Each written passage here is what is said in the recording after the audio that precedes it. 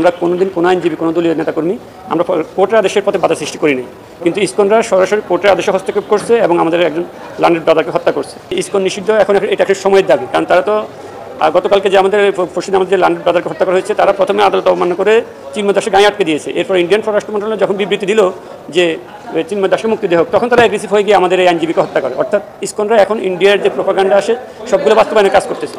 হিন্দুদের জন্য মন্দির আছে, তাদের গুরুকুল আছে, তারা শিক্ষা নেবে গুরুকুল থেকে এবং প্রার্থনা করবে মন্দিরে। এই ইসকন এই যে সংস্থাটা আছে এটা অলরেডি 10টা রাষ্ট্রে নিষিদ্ধ এবং বাংলাদেশেও তারা তাদের সন্ত্রাসী কার্যক্রম চালিয়ে যাচ্ছে এবং সেটা এখন অলরেডি আপনাদের সামনে প্রমাণিত। তারা কোর্টের কোনো আদেশ মানে না, তারা ইন্ডিয়ার যে প্রোপাগান্ডা ছিল সেগুলো বাস্তবায়ন করার। ইন্ডিয়া যে অযাচিতভাবে বাংলাদেশের পররাষ্ট্র মন্ত্রণালয়ের কাছে একটা বিবৃতি পাঠালো যে তারা উনার জামিন চায়, উনাদের ইন্ডিয়াতে 3 জন মুসলমান মসজিদ রক্ষাকে হত্যা হলো, সে ব্যাপারে তাদের কোনো বিবৃতি নেই। স্বর্ণা দাসকে বর্ডার হত্যা করা হলো, সে ব্যাপারে তাদের কোনো বিবৃতি নেই। বাংলাদেশের নিপুণ রায়কে পুলিশ পিটিয়ে মাথা ফাটিয়ে দিল, গর্ষচন্দ্র রায়কে জেলে নিল, আমাদের নিতাই কুমার রায় লার্নেড সিনিয়র উনাদেরকে জেলে নিল, তখন তাদের কোনো বিবৃতি নেই। কিন্তু ইসকনের ব্যাপারে উনাদের একমাত্র ইন্টারেস্ট হওয়ার কারণ হলো তারা তাদের প্রত্যেকটা প্রোপাগান্ডা ইসকনকে দিয়ে, অর্থায়ন দিয়ে, অস্ত্র দিয়ে, বুদ্ধি দিয়ে সহায়তা করে বাংলাদেশটাকে অস্থির করে রাখছে। হায়দ্রাবাদ অথবা সিকিমের মতো যদি একটা রাষ্ট্র তারা প্রতিষ্ঠা করতে পারে, দেশে যদি দাঙ্গা লাগাতে পারে, তাহলে তারা খুব সহজে বাংলাদেশটাকে দখল করে নিতে পারবে। কারণ তাদের অতীত ইতিহাস হচ্ছে হায়দ্রাবাদকে দাঙ্গা লাগিয়ে দখল করা, তাদের অতীত ইতিহাস হচ্ছে সিকিমকে তারা দাঙ্গা লাগিয়ে দখল করে নিয়েছে। এখন তারা ইসকনের মাধ্যমে, সন্ত্রাসী কার্যক্রমের মাধ্যমে বাংলাদেশে যদি দাঙ্গা লাগাতে পারে, তাহলে তারা বাংলাদেশটাকে খুব সহজে দখল করে নিতে পারবে। আমরা যখন হিন্দু মুসলিম দাঙ্গা লিপ্ত হয়ে যাবে তখন তাদের দখল করে নেওয়াটা খুব সহজ হয়ে যাবে। 3টা মামলা হয়েছে, যে তার বলছে যে সিসিটিভি ফুটেজ দেখে অলরেডি 3টা মামলা হয়েছে। একটা মামলা 30 জনকে গ্রেপ্তার করা হয়েছে, আর একটা মামলা 6 জনকে গ্রেপ্তার করা হয়েছে এবং বাকিটা আন্ডার ইনভেস্টিগেশন আছে। দেখে সিসিটিভি ফুটেজ দেখে পর্যায়ক্রমে তারা তাদের কার্যক্রম চালিয়ে যাচ্ছে এবং মোট 30 জন আর 3 জন, টোটাল 33 জনকে গ্রেপ্তার করা হয়েছে।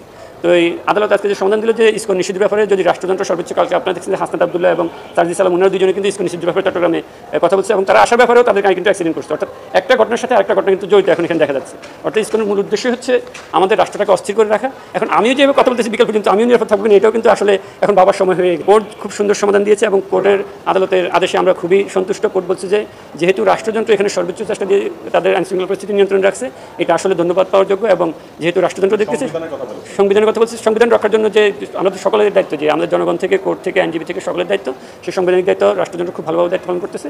কোর্টের সাথে স্যাটিসফাইড, আমাদের ডেপুটি জেনারেল যিনারা আছেন ওনারাও আইনশৃঙ্খলা পরিস্থিতি নিয়ে স্যাটিসফাইড। আমিও কোর্টের আদেশ যেটা আজকে পেয়েছি যে রাষ্ট্রযন্ত্র আদেশটা ছিল যে ইসকন নিষিদ্ধ এবং আইনশৃঙ্খলা পরিস্থিতি যে নিয়ন্ত্রণ করার ব্যাপার, এটা উনি যেহেতু নিয়ন্ত্রণে আছে, এটা উনি রাষ্ট্রযন্ত্রকে ছেড়ে দিয়েছে। কোর্টের প্রত্যেকটা অবজারভেশন আমরা স্যাটিসফাইড। কারণ কোর্ট বলছে যে বাংলাদেশে আমরা হিন্দু, বৌদ্ধ, খ্রিস্টান এবং যতটুকু ধর্মের অনুসারী আছে, আমরা প্রত্যেকটা অনুসারীরা খুব মিলেমিশে খুব সুন্দরভাবে বসবাস করতেছি। এবং হিন্দুদের ব্যাপারে আমি খুব ওরা আমার বন্ধু, আমার ভাই, আমাদের ধর্মের বিরোধী হতে পারে, কিন্তু আমরা একসাথে মিলেমিশে আছি। কিন্তু ইসকনের মাধ্যমে ইন্ডিয়া তার প্রোপাগান্ডা বাস্তবায়ন করছে, এটা হচ্ছে আমাদের সবচেয়ে আবেগ এবং উদ্বেগ এবং চিন্তার বিষয়। কারণ ইসকন ছাড়াও তো তাদের গুরুকুল আছে, তারা সেখানে শিক্ষা নেবে, মন্দির আছে, তারা সেখানে প্রার্থনা দেবে। ইসকনের এখানে তাদের কোর্ট অবমাননা থেকে শুরু করে আইনজীবী হত্যার মাধ্যমে তারা অলরেডি আমরা গত 5-7 বছর থেকে তাদের নিয়ে খুব সন্দেহ প্রকাশ করছিলাম যে তারা একটা কিছু করতে পারে। এখন তারা রাষ্ট্রযন্ত্রকে অস্থির করার জন্য তারা তাদের এজেন্ডাগুলো অলরেডি বাস্তবায়ন করে যাচ্ছে। কিন্তু আমাদের রাষ্ট্রের স্বাধীনতা, সার্বভৌমত্ব রক্ষার জন্য আমরা যদি এখন ইসকনকে নিষিদ্ধ না করি, এটা ভবিষ্যতে রক্তের হোলি খেলার মধ্যে দিয়ে নিষিদ্ধ হবে।